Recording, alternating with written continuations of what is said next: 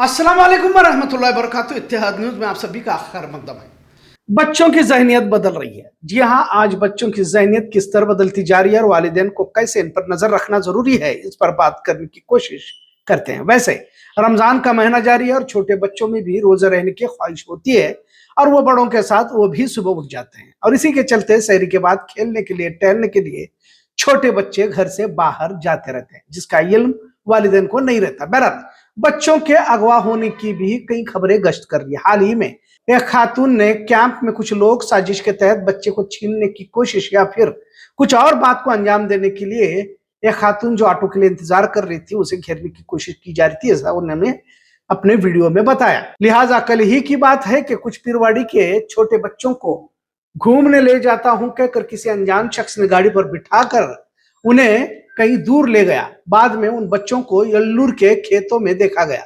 जब खेत के मालिक ने उनसे पूछताछ की तो मालूम हुआ कि 4 छोटे बच्चे हैं जो घर से काफी दूर निकल चुके थे और इन्हें किसी ने यहां लाकर छोड़ा था। अब क्या वारदात पेश आई, इसकी तफ्तीश तो पुलिस कर रही है, पर सवाल जहन में आना जरूरी हो जाता है कि क्या छोटे बच्चे लापता हो रहे हैं। अगर पिछले साल का डेटा देखा जाए तो जनवरी से नवंबर तक 3,500 के करीब बच्चे, अगर कर्नाटक की बात कही जाए तो ये रिपोर्ट में दर्ज है कि 3,000 से भी ज्यादा बच्चे लापता हो चुके हैं। अक्सर उसमें के मिले भी हैं, ये बात अलग है, पर बात तो संजीदा है। पर क्या बच्चे लापता होना ही एक मामला है?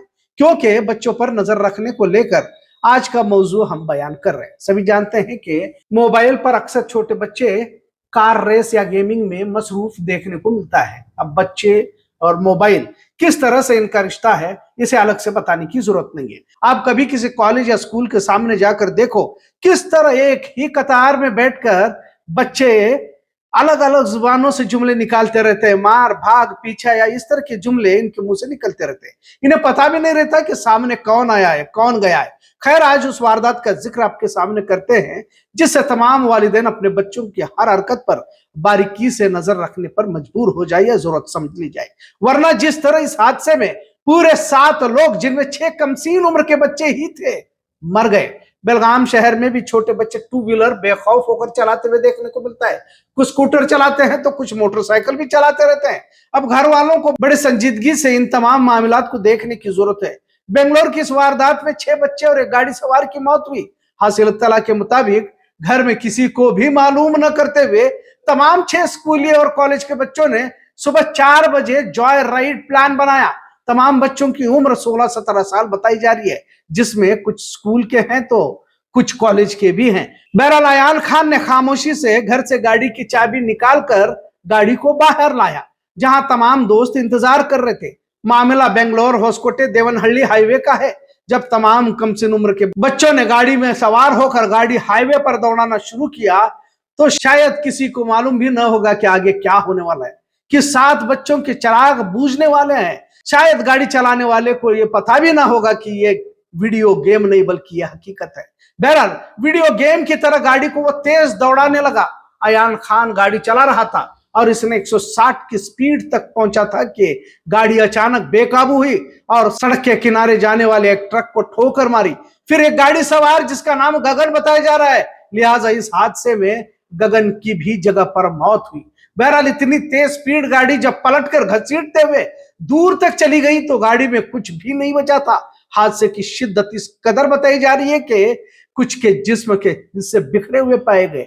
एहराम शरीफ तो 10वीं का था जिसकी उम्र 16 थी। मोहम्मद फरहान शेख जिसकी उम्र 17 साल थी। अयान अली और दिगर तीनों की उम्र भी 17 बताई जा रही है। गगन बाइक सवार फैक्ट्री से काम कर घर लौट रहा था जिसकी उम्र 32 बताई जा रही है। इसकी भी मौत इस वारदात में हुई है। बहरहाल मामला तो दर्ज किया हुआ है, लेकिन हादसे में 6 कमसीन उम्र के बच्चों की मौत से हमने क्या सबक सीखा? बेलगाम में भी कमसीन उम्र के बच्चे ढाबे को या होटल को दोस्तों के साथ खाने के लिए जाते हैं और तेज रफ्तार दौड़ाने के मामले में हादसे भी बेलगाम में पेश आ चुके हैं, पर सबक सीखने को हम तैयार नहीं है। कमसीन उम्र के बच्चों को चाहिए कि कम से कम अपने वालिदैन, अपने घर वालों के बारे में तो सोचे। जिंदगी कोई वीडियो गेम नहीं है जो फिर से शुरू की जाए। एक जिंदगी जब अल्लाह ने हमें दी है तो उसके पीछे मकसद है। लिहाजा आप जब तकरीबन घरों में बड़ी गाड़ियां पहुंच चुकी हैं तो तहजीब, तमद्दुन, जिंदगी जीने के तरीके भी भूलते जा रहे हैं। अगर इस तरह नौजवान ख्याली जिंदगी के आदी नई नस्ल होने लगे तो फिर समाज माशरे का मुस्तकबिल तो अंधेरे में है ही। पर उन वालिदैन पर क्या बीती होगी, और उन वालिदैन को भी चाहिए कि बच्चे खामोशी से क्या कर रहे हैं इस पर नजर रखे, क्योंकि गाड़ी को रात 4 बजे खामोशी से बाहर ले जाना और सिर्फ 15 से 20 मिनट के फासले में ही हादसे का शिकार होना, मतलब रात को खुली सड़क पर बेतहाशा तेज रफ्तार दौड़ाते ही जान बहक हुए हैं, इतना जरूर। गली मोहल्ले में भी छोटे बच्चे घर से स्कूटर मोटरसाइकिल लेकर घूमते रहते हैं, बाज वक्त तो घर में पता भी नहीं रहता, और खासकर मुस्लिम इलाकों में इस तरह का नजारा देखने को मिलता रहता है। अब तो लड़कियां भी गाड़ियां सीखते ही सड़कों पर दौड़ाती रहती है, न तो लाइसेंस रहता है और न ही हेलमेट।